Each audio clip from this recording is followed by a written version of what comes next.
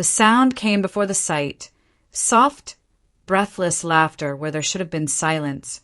My hand froze on the barn door, my heart hammering as lantern light spilled through the crack. Dean's voice low and strained. "If she finds out, it's over, Harper." Then came her giggle, that same teasing melody she'd perfected since we were little, the one that had always made people fall at her feet. "She won't," my twin whispered, her voice thick with desire. "She never sees what's right in front of her." Then their lips met, wet, greedy, familiar in a way that made my chest hollow. His hands tangled in her hair. Those same hands had traced promises along my skin just hours ago, whispering about forever under the same wedding lights that now burned above them. I couldn't breathe. The scent of lilac and wine turned rancid in my throat. My knees trembled. My twin sister, my fiancé, the two people I trusted most had set me on fire, and tomorrow they expected me to smile through the ashes. I pressed my palm against the wood and forced myself to stay silent. No gasp, no sob, no rage, just ice. Cold, crystalline ice spreading through my veins. My name is Cassidy Hart, and until that moment I thought love made people good. I was spectacularly wrong. I stood there in the cold vineyard, staring at the barn where my life had just split in two. The night hummed with crickets, their steady rhythm mocking me like a funeral dirge. My dress for tomorrow hung inside, pressed and perfect, waiting for a bride who no longer existed. I walked away barefoot through the vineyard rows, my tears mixing with dirt and dew, my mind screaming to storm in and tear everything apart. But my body didn't move that way. I went still, completely, utterly still. Something inside me calcified, hardened, transformed. I wasn't going to ruin the wedding. I was going to ruin them. Slowly, quietly, completely. I was going to take everything they believed they were and burn it to the ground with nothing but the truth. And I was going to smile while I did it. Morning sunlight felt cruel. It filtered through my bedroom window like judgment. Harper knocked on my door, her voice bright and practiced. "Wake up, bride-to-be." She glided into my room in her silk robe, her hair already perfectly curled, her pink lips glossy and innocent. "I can't believe it's finally here." I forced a smile into the mirror as she appeared behind me, looping her arm through mine like we were still the inseparable twins everyone believed us to be. "You and me," she said softly, "like we always dreamed." I almost laughed. She looked at me with that practiced innocence, the same expression that had gotten her out of trouble 1,000 times while I took the blame, the same face that had smiled while she betrayed me. "We're going to look so beautiful," I murmured, and I meant it. We would look perfect, right up until the moment everything fell apart. Dean appeared in the doorway, his smile tight. "You look beautiful, Cass." There was a tremor in his voice, fear, maybe, or guilt finally waking up. I met his gaze, steady and unwavering. "You too," I said softly. His face flickered just for a second, that micro-expression of panic. They didn't know it yet, but their lies had already begun to rot from the inside. The house filled with the scent of cinnamon and coffee as the day unfolded around me. My mother fluttered through the rooms like a bird, fussing over Harper's hair instead of mine, as she always did. "She looks absolutely radiant," she told the photographer, not even glancing at me sitting quietly in the corner. It wasn't new. Harper had always been the golden one, the louder laugh, the prettier face, the one who made rooms brighter simply by existing in them. I used to love her for it, used to feel proud of her shine. Now her glow felt venomous. I sat quietly, folding napkins with mechanical precision, memorizing every detail of her smugness. The way she threw her head back when she laughed. The way people orbited her. The way Dean couldn't keep his eyes off her even when he was supposed to be getting ready. "You okay?" Harper asked suddenly, appearing beside me with 2 glasses of champagne. She squeezed my hand. "You seem off." I looked at her, really looked at her, and saw a stranger wearing my sister's face. "Just nerves," I said. I took a sip of champagne and smiled. "You'll be fine. You have him." The irony was so thick I could choke on it. She smiled sweetly, squeezing my hand again. "And you have him too. Forever." She had no idea how loaded that word was about to become. "Yeah," I whispered. "I have him." Later, as the sun dipped low over the vineyard, I sat in my old room surrounded by boxes of lavender centerpieces. My hands moved mechanically, tying ribbons in perfect bows. But my mind replayed that kiss on an endless loop. Dean's hand at the back of her neck. Harper's sigh of pleasure. The way they fit together like they'd been rehearsing this moment for years. The pain was physical, a crushing weight in my chest. But underneath it, something else was growing. Something sharp and focused and absolutely certain. I stared at my laptop and opened a blank document. The cursor blinked like a pulse waiting. I started typing. "To everyone who deserves honesty." The words poured out. Everything I'd seen, heard, felt. I kept it clean, factual. No insults, just truth. No hysteria, just evidence. Then I attached the photograph, taken through the barn glass just hours ago. Their faces unmistakable under the fairy lights. Dean's hand in Harper's hair, her arms around his neck. My hand didn't shake as I saved it. It felt righteous. It felt like justice. By midnight, I printed 20 copies on ivory cardstock. I sealed each one in white envelopes, writing names in gold ink, his parents, mine, the bridal party, the pastor, even Harper herself. Then, barefoot, I crept through the reception barn while everyone slept, slipping each envelope into the floral centerpieces. The air was thick with the sweetness of gardenias and roses and lilacs, the scent of deceit, the scent of lies. When I finished, I stood under the hanging lights and whispered, "For once, you'll see me. For once, I won't be invisible." The moon caught my reflection in the window, eyes rimmed red, lips pale but calm, steady, certain. I walked out before dawn, the vineyard quiet beneath me. The dew clung to my hem as I made my way back to the house, and I felt lighter than I had in years. Not because I was happy, but because I was finally going to matter. I barely slept. Morning came in a blur of lace and chatter and false smiles. "Cassidy, veil on," the wedding planner called. "Cassidy, smile for the photographer." Harper fussed over my dress like we were still the close twins everyone believed us to be, adjusting my train, smoothing my hair, her face glowing with the kind of beauty that comes from getting away with something terrible. Dean avoided my eyes. I noticed. Everyone else was too busy admiring the flowers to see it, but I saw. My father took photos with us, his arm always around Harper's shoulder. She was always his favorite, the bright one, the easy one, the one who didn't make people uncomfortable with her quiet observations about how the world actually worked. I used to envy that closeness. Now it made me sick knowing what she was capable of. When the stylist pinned my curls, Harper leaned in. "I'm so proud of you," she whispered, and I could smell the champagne on her breath, the lies like perfume. "You found your forever." I met her gaze in the mirror, letting my lips curve faintly. "I did," I said softly. She didn't catch the double meaning. She never did. She'd spent her life talking over my silence, never realizing that silence could cut deeper than any scream ever could. Guests began to arrive by noon. The air buzzed with music and sunlight. The barn shimmered with gold and ivory accents.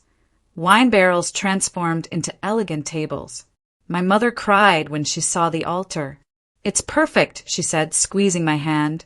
I nodded, swallowing the lump in my throat. Across the field, I spotted Harper whispering to Dean behind a row of grapevines, their bodies angled close. Too close. His hand on the small of her back, her head tilted toward his. My stomach twisted, but I forced myself to stay still, to breathe, to wait. Tessa, my oldest friend, joined me, frowning. "You okay? You've been quiet all day." "I'm fine," I lied. Actually, I'm not. I need you to do something for me. Anything. What do you need? I took her hand and looked her in the eye.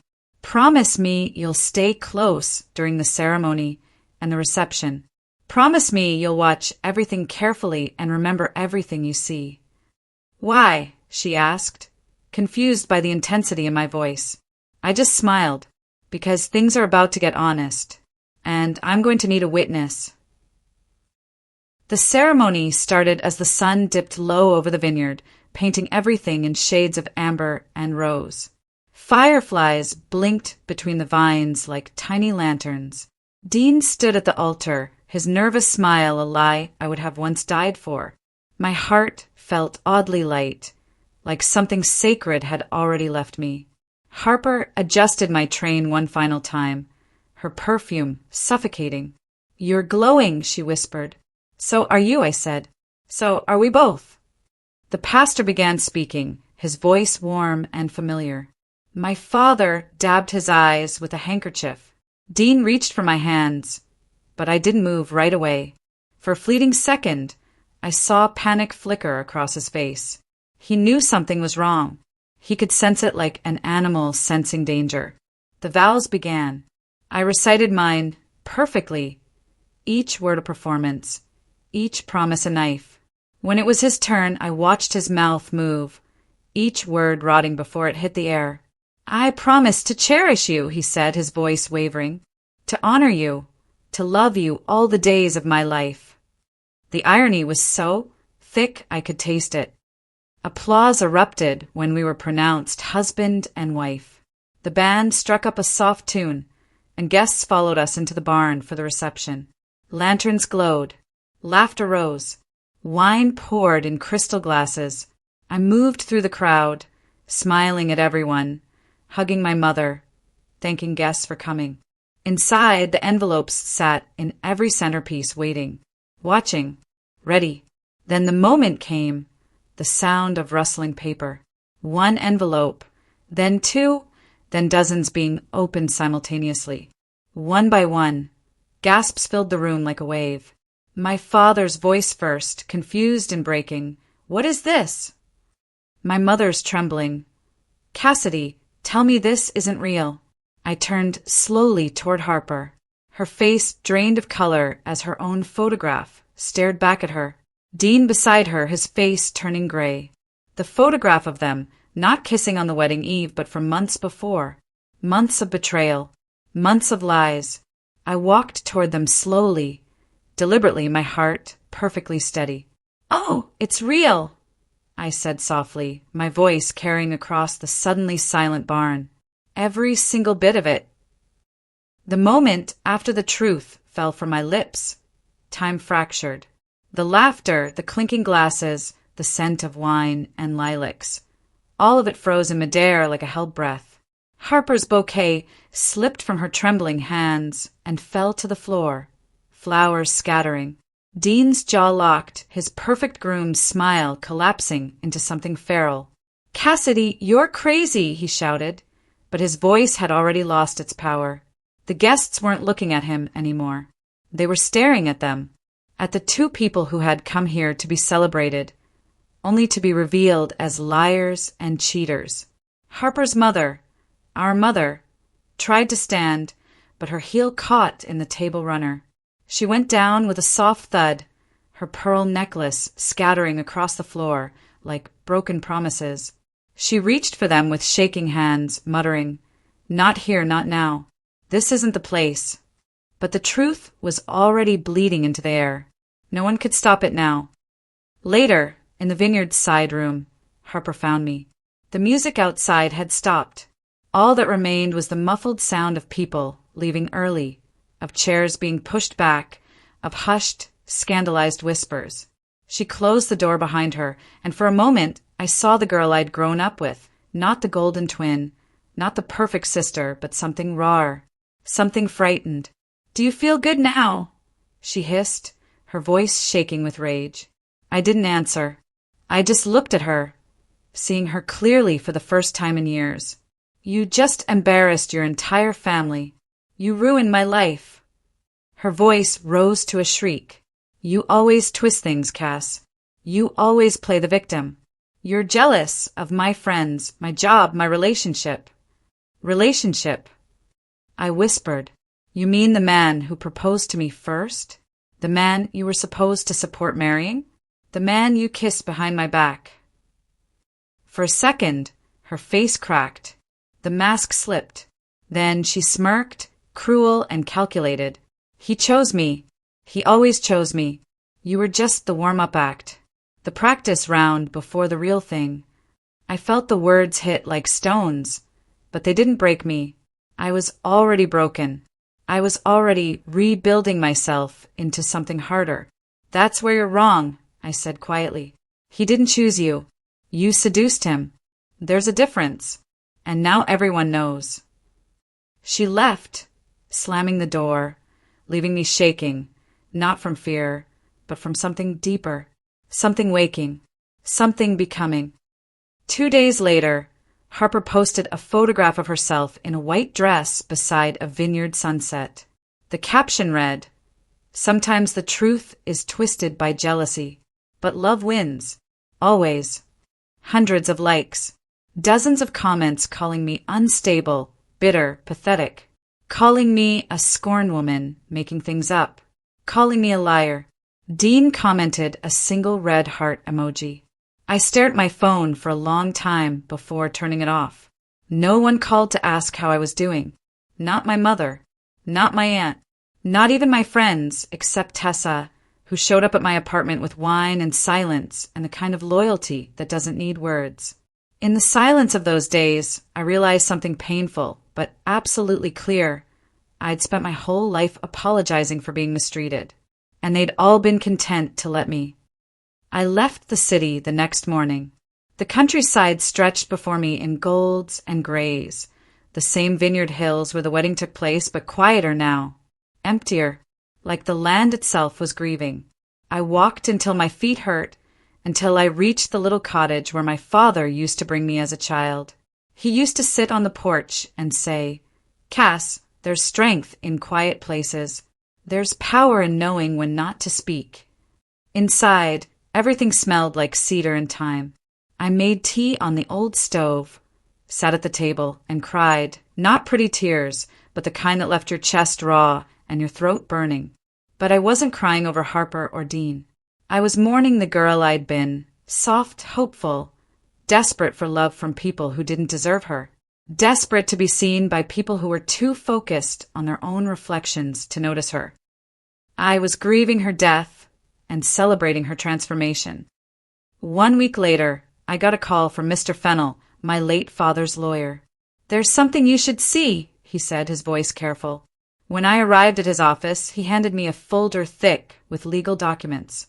"Your father amended his will before he passed.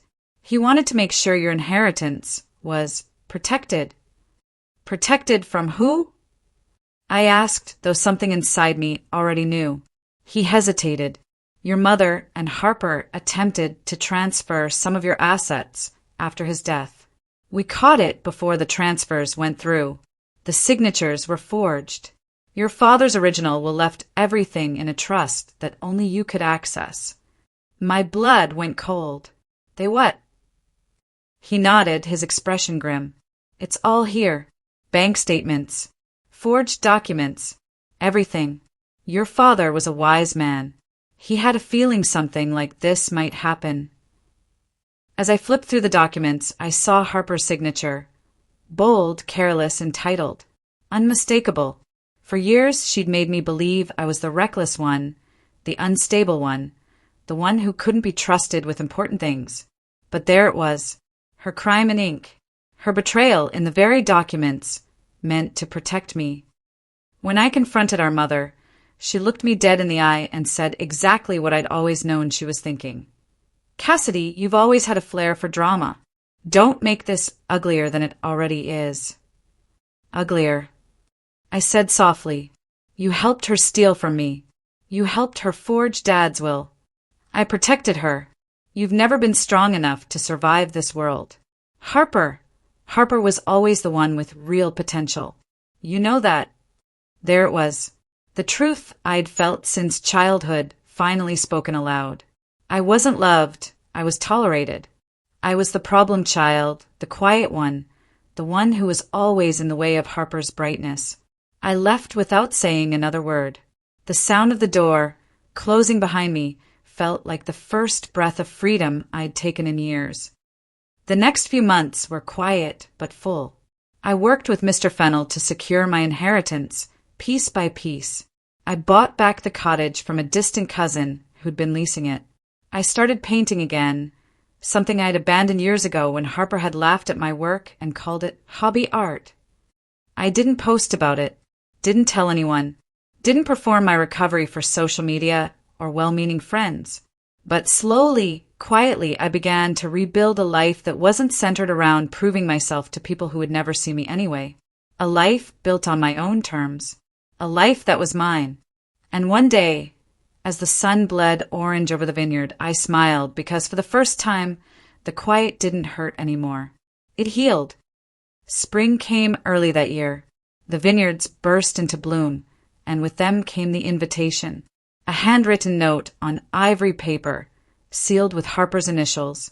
You're cordially invited to celebrate Harper and Dean's vow renewal. A celebration of true love and commitment. The vineyard, Saturday evening at sunset. The audacity made me laugh out loud. They wanted to parade their love story again. Rewrite the narrative, erase my truth. Rebuild the facade they'd been hiding behind. They wanted to make it beautiful and perfect and acceptable, but I wasn't the same girl they'd destroyed. Not anymore. I held the invitation in my hands and whispered, "All right then, Harper. Let's finish this where it started." The night before the event, I walked through the vineyard once more. The air was heavy with lavender and the sound of cicadas. I could almost hear my father's voice in the wind. Don't fight them with fire, Cassidy. Fight them with truth. Fight them with evidence. Fight them with the unstoppable power of reality. I looked up at the stars, clear and sharp above the dark fields, and I knew exactly what I had to do. This time I wouldn't shout. I wouldn't beg anyone to believe me. I would simply show them. And when I did, Harper's world, the one built on lies and stolen love and forged documents, would collapse quietly, beautifully, and completely. The vineyard smelled of roses and damp earth, the same way it had the night of my betrayal. Harper and Dean's vow renewal was a blatant display of their arrogance, their attempt to rewrite history and make everyone forget what had happened. The barn had been transformed again into something magical. Fresh flowers, new lights, a second chance at a wedding that had already been ruined. I arrived precisely at sunset. Guests milled about, champagne glasses in hand, oblivious to the storm about to break. Harper twirled in her dress. White, of course, because she had no shame, perfectly coiffed, her smile gleaming like glass, like a performance, like a lie. Dean hovered nearby, clearly tense but trying to radiate charm. I stepped onto the gravel path, letting my heels crunch deliberately against it. Silence rippled, then whispers when those who'd attended my original wedding recognized me. Recognition, fear, anticipation. I walked slowly, deliberately, toward the altar. My father's letters were in my hand, his own words defending me, cautioning me to be careful of my family. Legal documents proving Harper's theft and forged signatures, and the photograph verified and certified by 3 separate forensic experts. Harper's eyes widened. Panic flickered across her face. Genuine fear this time, before she tried to mask it with a laugh that came out strangled. "Cassidy," Dean stammered, his voice cracking. Why are you here?" I smiled faintly. "To witness honesty," I said softly, my voice carrying to every corner of the barn, "and to share it with everyone who should have known a long time ago." The guests leaned in, curiosity mounting. My calmness, my quiet composure, drew every eye like a magnet. They knew something was coming. They could feel it. I held up the envelope with the photograph and the letters. "I think everyone deserves to see what really happened," I said clearly. "Not just at my wedding, but for months before it, and after. Gasps echoed through the barn. I handed a copy of the documents to the officiant who had been present at my wedding and knew the story already. Please read these aloud. Every word is verified by 3 forensic experts and my father's lawyer. The words spilled out. Harper's kiss with Dean months before the wedding. Their secret plans to run away together. Their conversations about how to convince Dean to leave me. The forged documents attempting to steal my inheritance. The gaslighting campaigns. The lies told to mutual friends. Each word like a hammer blow, destroying the carefully constructed facade they'd built. The crowd went still. My mother's hand flew to her mouth. Harper's lips trembled. Dean's jaw locked. For once, there was no smooth explanation, no charming deflection. One by one, the guests whispered, their faces darkening. The golden mask Harper had worn so flawlessly for months shattered before them all. "These documents are certified," I said quietly. "The photograph is verified. The signatures are authenticated. Everything I'm telling you is not an accusation. It's not an emotion. It's not a story told by a scorned woman looking for revenge." I paused, letting my words settle. It's simply the truth. Harper's knees buckled. No, that's not true," she cried, pointing at me like I was the liar instead of her. "She's insane. She's making this up." But the officiant held the letter higher, and people could see the header of the lawyer's office. They could see the forensic seals. They could see the evidence. Dean tried to grab Harper's hand, but she pulled away, trembling. "You lied to me," she spat at him. "You lied about everything." "I didn't," he started. "You did," I said quietly. "And she did. And you did it together while I was planning our wedding, while I was trusting you both, while I was happy." Tears streamed down Harper's face, not tears of remorse, but tears of rage at being caught. Her mother covered her mouth, shaking her head. Guests murmured, some standing, some backing away in disbelief as they processed what they were hearing. And in the midst of the chaos, I felt something shift inside me. Not anger anymore, not pain, just peace. I placed my hand lightly on the back of a chair and breathed in the night air, the smell of vineyards and lanterns mixing with the faint scent of lilacs, the same scent that had been there the night of my betrayal. Harper sobbed, her carefully constructed world crumbling around her. Dean muttered excuses no one would ever hear. The crowd turned to whisper among themselves, their judgment clear in the set of their shoulders, the way they moved away from the couple they'd come to celebrate. I stepped forward, slowly, deliberately, letting the night swallow me. I didn't look back.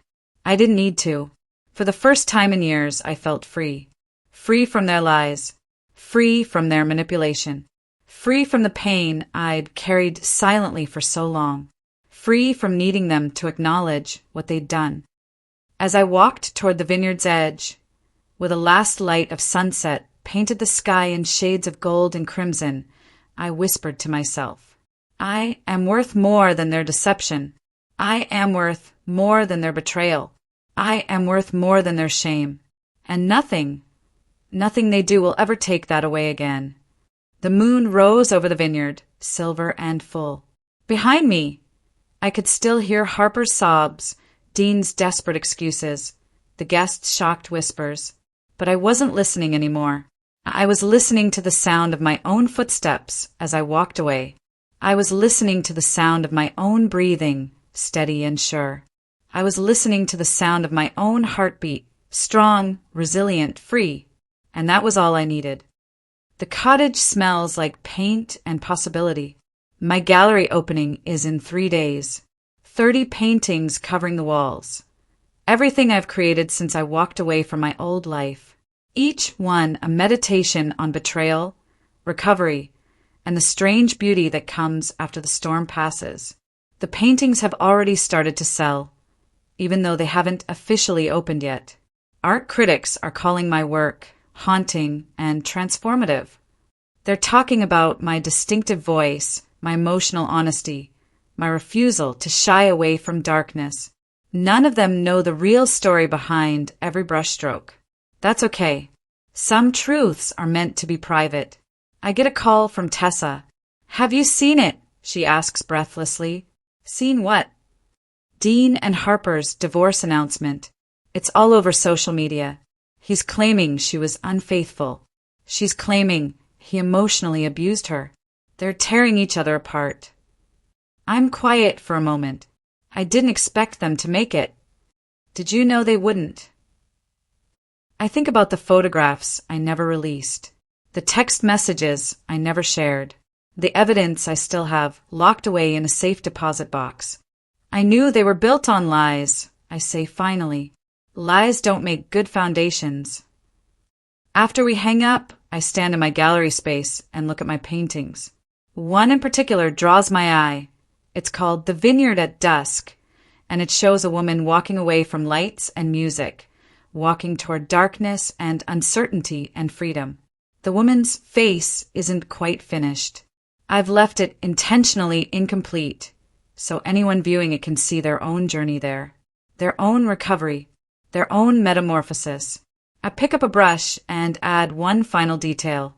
The woman's shoulders set firm and straight, ready, certain, unstoppable.